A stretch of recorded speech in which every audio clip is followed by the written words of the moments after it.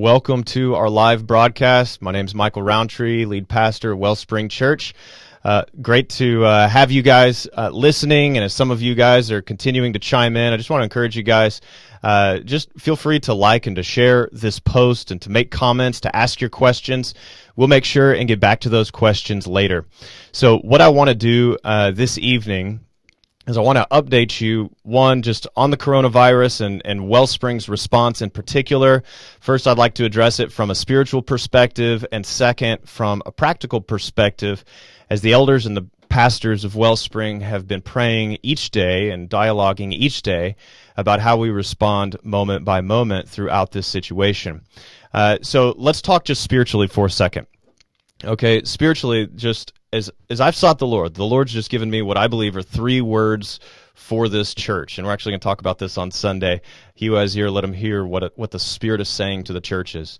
What I believe the Spirit is saying to Wellspring Church right now, He's given us 3 words. You've heard me say these before if you read my email, but I'm going to keep saying them because they're the Holy Spirit's words for this church in this hour: faith, wisdom, compassion. Faith, wisdom, compassion. And so just to walk briefly through each of these, because these will frame the response that we're going to have on the practical level. First of all, faith. This is an hour for Wellspring Church, and really the Church of Jesus Christ, to display great faith, great courage. Proverbs 28:1, the wicked flee when no one pursues, but the righteous are as bold as a lion. This is a time for bold faith, courageous faith. I expect the world out there to get paranoid. I expect them to be shocked and terrified. But for the Church of Jesus Christ, this is a time for us to have faith. And it's a time also, if you find yourself faltering in faith, to fall back upon the community of faith. We have to stay together in this time. There are those among us who already have anxiety struggles. This is a time for us to surround each other in love, in faith, in compassion. Our God is 1,000,000 times bigger than a coronavirus. Jesus rose from the dead. We worship a God who is all-powerful and incredibly kind, and He's going to get us through this. So, number 1, faith. Number 2 response is wisdom. And this is just sort of the other side of the issue. You see on social media people typically going to one side or the other. On one side, you've got those who are given to paranoia.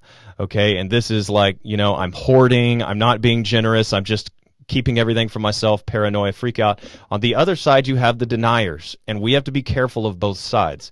Okay, there's a lot of news coming out of this isn't a big deal, and everyone's overreacting. Now, here's the deal. I do think reasonable people can disagree about this, but as your pastor, I am saying I believe that moving in wisdom in this situation means us taking this seriously, us not responding with denial. I'm going to give you 2 reasons specifically why I believe this situation is something to be taken seriously, specifically to respond to those who are saying, and I see this a lot, who are saying this is all media overblown and hype. Now, I will be the first to admit there's all kinds of hype, and the media is, you got to filter and discern everything you see in the media. I will be the first to say that, but here's why I believe this is not just media hype. Number 1, President Donald Trump. There has probably never been anyone in history with a more antagonistic relationship with the media than Donald Trump. And it's them toward him, and it's him toward them, and it's a constant brawl. And so if Donald Trump is announcing this is a national emergency, he is saying this is not just media hype. Donald Trump is not one prone to believe media rumors. If Donald Trump is saying, I believe this is a serious issue, I believe this is a serious issue, I think we should take it seriously. Our president is saying to take it seriously. Secondly, I would say, we as a church, Wellspring Church, a church family, we specifically have one of our Wellspring family members in the heart of where the coronavirus outbreak is occurring. Not Wuhan, but pretty much second place to Wuhan in Milan, Italy. Okay, Italy is on lockdown right now. Paul McDowell used to be an elder at Wellspring Church. His wife, Laura. I've been in touch with Paul and Laura via email, via social media. I've been assessing the situation through them because it's so hard to know what to believe these days. Well, here's what they've told me. Number one, they've said it's total lockdown. You can't leave the house. There's people patrolling. You have to have special permission to leave. Only a few places to go. They say it is legitimately crazy right now in Italy. Number one. Number two, what they're saying is they're saying that this is Laura specifically. She's saying, I thought it was overhyped. I thought it was the media. I thought that it's just the flu. It's no big deal. And she said, I was wrong. It actually is a huge deal. And she says the real issue is not can, young healthy people get over the flu. The issue is, do we have enough hospital beds to cover the people who suffer from this, which is especially not the young and healthy. It's the older and the more infirm. And so she says in Italy, because they did not respond quickly, that's why they had this giant spike. There are not enough hospital beds, and according to Laura and according to experts in the field, doctors are now playing God, having to decide who will die and who will live because there aren't enough hospital beds there. Okay, and so what experts are saying is that there is still time for us to do what they call flattening the curve. Flattening the curve. Okay, now that is a term, and we're still on this subject of walking in wisdom here. Okay, what you see right there, the tall curve, that's what happens if you respond like Italy or Spain. They blew it off. They thumbed their nose at the warnings. They said it's no big deal. It's just the flu. It spiked beyond that. You see that middle line going across? That's their capacity to deal with it. The death rate is all just dependent. The mortality rate is all dependent on are there enough hospital beds? If somebody's got a ventilator, they're probably going to make it. If they don't, they're older, they're probably not.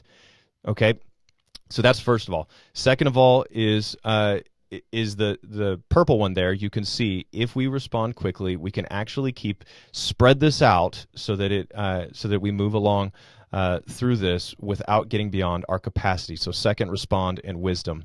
Now, number three. Number three is respond with compassion. That is toward those with weak faith and weak bodies. Those who have weak faith and who have trouble, who have a lot of anxiety in this time, who have a lot of paranoia. Okay, I do believe, I stand by what I said. This is a time for bold faith. This is a time for courage. This is a time for us to stand strong and to shine our light as Christians have historically done in these times. However, when somebody is paranoid, let us not shame them. Let us embrace them. Let us welcome them. Let us be a community of faith that they can fall back on. Number one, weak faith. And number two, weak bodies. Okay, there's this idea going around that, hey, if it's only against older people that have to suffer this. Well, as it turns out, Jesus died for old people as well as young. And all people, old and young, are made in the image of God. They are all intrinsically valuable. And so we want to show compassion toward these. I believe this can be the gospel's bright hour to shine in a dark place when lots of people don't have hope. So now, faith, wisdom, compassion. Let's move to Wellspring's practical response. Practically speaking, here's how we are going to respond. The elders and the pastors had a final sort of caucus prayer meeting, discussion today to decide what we were going to do specifically about this Sunday service. You probably predicted it by now. We are going to move online. We are going to do it live. We're actually going to use this studio. It's going to be a full service. It's going to be worship. I'm going to be sharing a message from Revelation 2 and 3 on Jesus' message for the churches. It's going to be a full-fledged service. We're even going to share communion via the internet, okay? And so, but it's going to be a powerful time. We believe that this is the best expression of faith, wisdom, and compassion. Number one, faith. Why? Because there is no pandemic that can stop us. The worship of Jesus Christ will continue no matter what takes place. I do not believe that we will be hindered in our worship by this just because it is online. I believe, in fact, we are going to reach more people through this because God has set us up with the technology, with the ability to reach people. We are primed and ready to go. As you can see right now, we are doing a live stream at this moment, and I encourage you to join us, not later, even though, yes, you can watch it later. I encourage you to join us at 10:30. I encourage you to invite your friends, to share the post, to let people know that we will be doing this service. We will be talking about the book of Revelation, 10:30, Sunday morning, live. Okay, we believe this is the best expression of faith.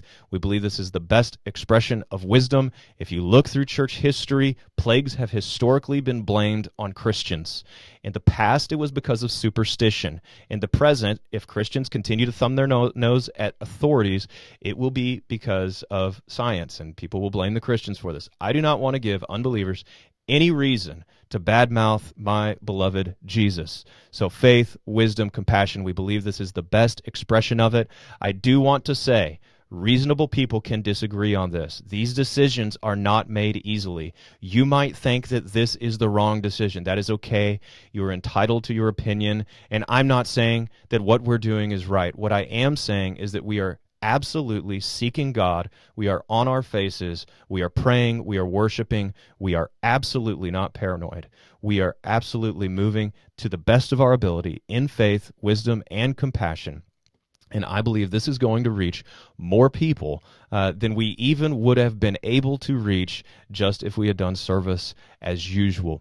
This is going to be week by week. So each week, we will let you know. We are going to communicate through every possible medium. We will communicate through Facebook, Instagram, Twitter. We have a website on our homepage, Coronavirus Update. We're going to communicate through email. We're going to communicate through text. We will not leave you in the dark. And if you feel that way, please share with us, because it is our high priority to communicate well with you. We have to stick together in this time. I envision this being a time where we start to get creative about how we do community. We start to get creative about how we connect with one another.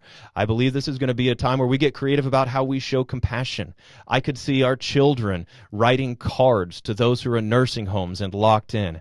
I could see the man church of Wellspring, or some of our young adults, people who are able to get out and who are healthy, bringing groceries to those who are not healthy, not just for our church, but outside of our church. I want to speak to those who are scared in our church body, and I want to say, we as your church family are fighting for you in our prayers and in our faith. This is a community that you can reach out to, you can rely upon. If you haven't already, on Facebook, join the Friends of God online community. We're talking about prayer requests. I'm sharing thoughts of what God is speaking. We're interacting. It's a community thing. I encourage you, just join it right now, Friends of God online community. We're going to make it through this. This is not the end of the world. Jesus is in control. We're not going to be an ostrich and put our head in the sand and pretend nothing is happening. But Jesus is in control, and he loves his church, and he loves you. And he's going to take care of us, and he's going to do that through the power of his church that is continuing to interact. We're continuing to interact with one another. I want you to know, guys, how much I love you. I really do. My heart beats for you, and we're going to make it through. God bless you guys.